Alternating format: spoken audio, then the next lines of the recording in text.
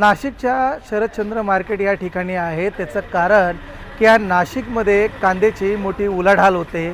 अशा खंडातलं नाशिकमध्ये सगळ्यात मोठं बाजारपेठ या ठिकाणी होत असते आणि मात्र या ठिकाणी केंद्र सरकारकडून कांद्याला हमीभाव न मिळाल्या त्याच्या केंद्र सरकारच्या विरोधात नाशिकमध्ये देखील अनेक आंदोलन देखील झालेले आहेत आणि आता पुन्हा शेतकरी चिंतेमध्ये दिसतोय। त्याचं कारण शेतकरीच आता त्याच्या स्वतःच्या शेतीमध्ये आता कांद्याची नुकसान करताना दिसून येत आहे।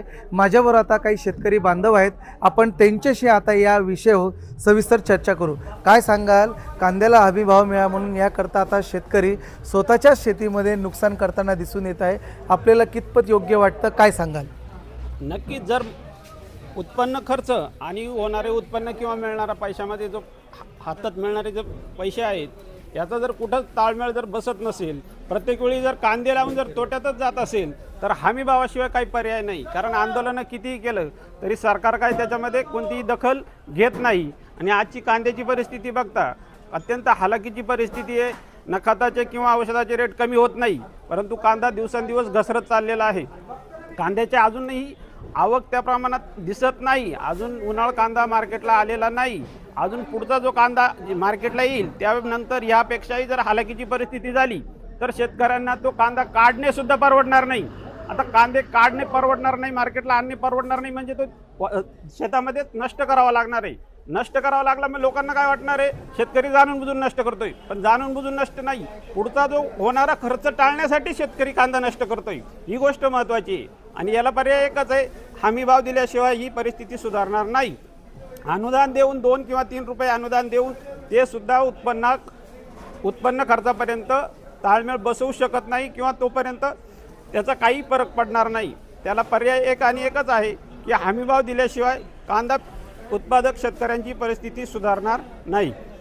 वारंवार हा प्रश्न होतो की केंद्र सरकारच्या विरोधात हमीभावासाठी अनेक आंदोलन होतात, अनेक नुकसान मोठ्या प्रमाणात होतं। प्रश्न असा आहे, सर्वच शेतकरी काही कांदे उत्पादक म्हणजे राज्य आपले ठराविक राज्यांमध्ये कांदा उत्पादन, त्यात नाशिक अग्रेसर आहे आणि नाशिकचेही सर्व शेतकरी काही त्या आंदोलनात सहभाग होत नाही किंवा मग सर्व एकत्रित दबाव येत नाही। बाकीचा जो शेतकरी आहे त्यांच्याकडे वेगळे ते कशाला कांद्यासाठी भांडायला उभे राहतील किंवा मग सर्व शेतकऱ्यांनी दबाव आणलाच नाही तर कसे काय बनत हमीभावाला सरकार राजी होईल। मग हमीभाव जोपर्यंत मिळत नाही तोपर्यंत कांद्याची परिस्थिती काही सुधारणार नाही। पण आपल्यावर आता काही व्यापारी आहेत, काय सांगाल तुम्ही? या मार्केटमध्ये तुमची खूप मोठी उलाढाल असते, अनेक शेतकरी येतात, तुम्ही त्यांचा माल घेतात, शेतकरी स्वतः आता नुकसान करताय, त्यांना हमीभाव मिळत नाही, अनेक आंदोलन देखील झाले। आपण व्यापारी म्हणून आपली केंद्र सरकारकडे काय मागणी असणार?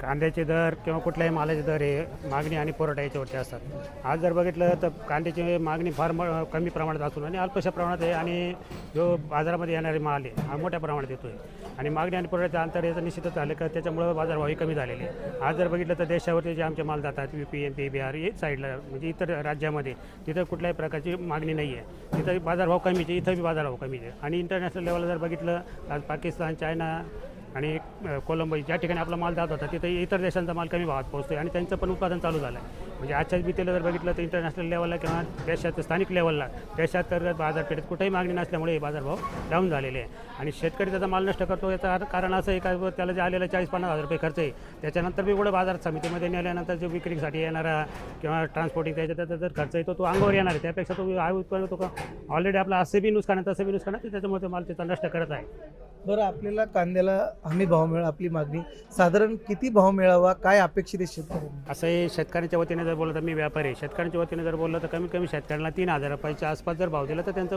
मुद्दल भाव तयार होतो। कारण जर आजच्या मी त्याला बघितलं खताचे, बियाण्याचे, इलेक्ट्रिकलचे, मजुराचे, सर्व ट्रान्सपोर्टचे सर्व भाव वाढलेले आहेत, त्यामुळे कमीत कमी 3,000 रुपये भाव जर शेतकऱ्याला दिला तर शेतकरी हा कांदा पिकू शकतो आहे। परंतु असं फिक्स भाव त्या बाबतीत जर म्हटलं किंवा जर बाजार भाव कमी झाले तर शेतकऱ्याला काही मोठ्या प्रमाणामध्ये अनुदान भेटलं तरच शेतकरी कांदा पिकवेल। एकंदरीत आपण आता शेतकऱ्यांशी संवाद साधला, व्यापाऱ्यांशी देखील संवाद साधला। कांद्याला हमीभाव साधारण 3,000 रुपये हा मिळाला पाहिजे अशी देखील त्यांची प्रमुख मागणी आहे। टॉप न्यूजसाठी प्रतिनिधी प्रकाश धुर्वे, नाशिक। तुमची car, electric panel, data server आगीपासून सुरक्षित आहे का? नाही? मग आजच बसवा F Protect temperature activated fire suppression device.